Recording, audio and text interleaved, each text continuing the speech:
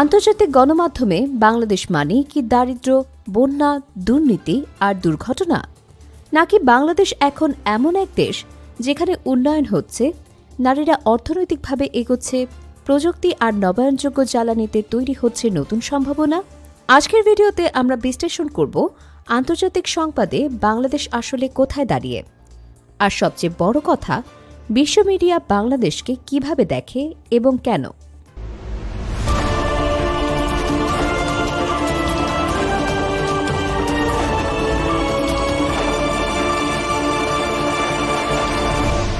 Channel CB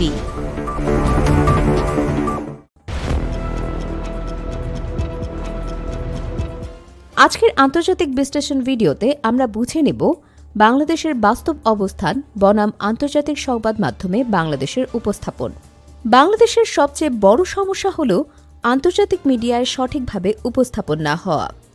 বিশ্বের অনেক বড় সংবাদ মাধ্যম বাংলাদেশ নিয়ে খবর করলে প্রায়শই নেতিবাচক দিকগুলোই সামনে আসে, যেমন দারিদ্র্য, প্রাকৃতিক দুর্যোগ, রাজনৈতিক অস্থিরতা, শ্রমিক সংকট, দুর্নীতি। অথচ একই সময়ে বাংলাদেশে যে উন্নয়ন হচ্ছে সেই অংশগুলো তুলনামূলকভাবে কম আলোচিত। এখানেই তৈরি হয় বায়াস ন্যারেটিভস, অর্থাৎ একপাক্ষিক গল্প।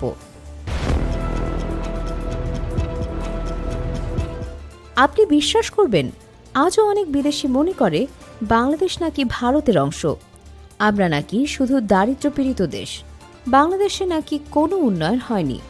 এই ধারণাগুলো শুধু ভুল না, বরং মানসিকভাবে অপমানজনক এবং কূটনৈতিকভাবে ক্ষতিকর। কারণ একটা দেশের পরিচয় যদি বিশ্ববাসীর কাছে ভুলভাবে তৈরি হয়, তাহলে সেই দেশের বিনিয়োগ, আন্তর্জাতিক ব্র্যান্ড ইমেজ, রাজনৈতিক গুরুত্ব সবকিছুতেই প্রভাব পড়ে।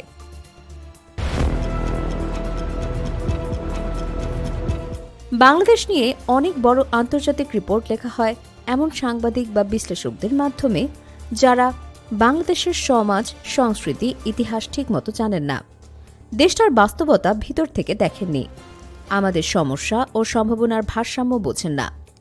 ফলে জটিল বিষয়গুলোকে সহজ করে বা এক লাইনে ব্যাখ্যা করার প্রবণতা তৈরি হয়। একটি বড় উদাহরণ হচ্ছে বাংলাদেশের গার্মেন্টস খাত। আন্তর্জাতিক সংবাদে গার্মেন্টস মানে শ্রমিক নির্যাতন, নিরাপত্তাহীনতা, শ্রম অধিকার লঙ্ঘন।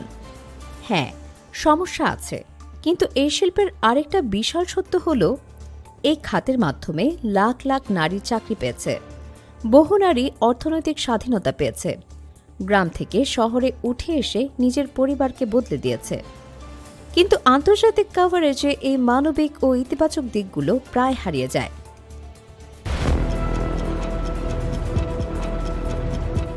আন্তর্জাতিক সংবাদে যদি বারবার বাংলাদেশকে অপরাধ বা দুর্নীতির দেশ হিসেবে দেখানো হয়, তাহলে বিদেশি পর্যটকরা কি ভাববে? তারা ভাববে বাংলাদেশে গেলে ঝুঁকি আছে। কিন্তু তারা যা দেখে না, কক্সবাজারের সমুদ্র সৈকত, পাহাড়পুরের ঐতিহাসিক বৌদ্ধ বিহার, লোকজ উৎসব, সংস্কৃতি, নদীমাতৃক সৌন্দর্য, সুন্দরবন, চা বাগান, পার্বত্য চট্টগ্রাম। ব্যালেন্স রিপোর্টিং হলে পর্যটনে বড় প্রভাব পড়তে পারে।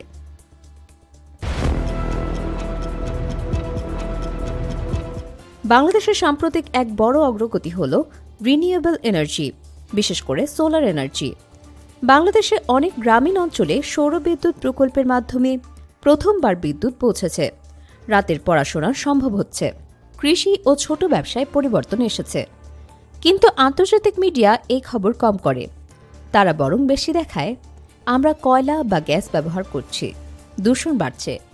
এই জায়গাটাতেই আন্তর্জাতিক সংবাদে ভারসাম্যহীনতা স্পষ্ট।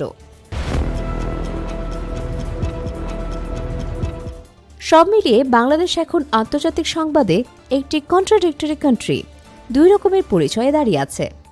একদিকে উন্নয়ন, অর্থনীতি, নারী কর্মসংস্থান, প্রযুক্তি; অন্যদিকে দুর্যোগ, শ্রম অধিকার, রাজনৈতিক টানাপোড়েন। সমস্যা নয় যে নেতিবাচক খবর হয়, সমস্যা হল পজিটিভ খবর কম হয়। আন্তর্জাতিক সংবাদে বাংলাদেশের সঠিক অবস্থান খুব গুরুত্বপূর্ণ, কারণ এটা শুধু সংবাদ না, এটা আমাদের পরিচয়, সম্মান এবং ভবিষ্যৎ সম্ভাবনার প্রশ্ন। তাই বাংলাদেশকে বোঝাতে হলে প্রয়োজন ভারসাম্যপূর্ণ রিপোর্টিং, স্থানীয় কণ্ঠের প্রতিনিধিত্ব বিশ্বমাধ্যমে বাংলাদেশের নিজস্ব ন্যারেটিভ তৈরি। আপনার মতে আন্তর্জাতিক মিডিয়ায় বাংলাদেশকে কি সঠিকভাবে তুলে ধরা হয়? আপনার অভিজ্ঞতা বা মতামত কমেন্টে লিখুন। ভিডিওটি ভালো লাগলে লাইক দিন, শেয়ার করুন। আর বাংলাদেশ নিয়ে এমন বিশ্লেষণধর্মী ভিডিও পেতে চ্যানেলটি সাবস্ক্রাইব করতে ভুলবেন না। ধন্যবাদ।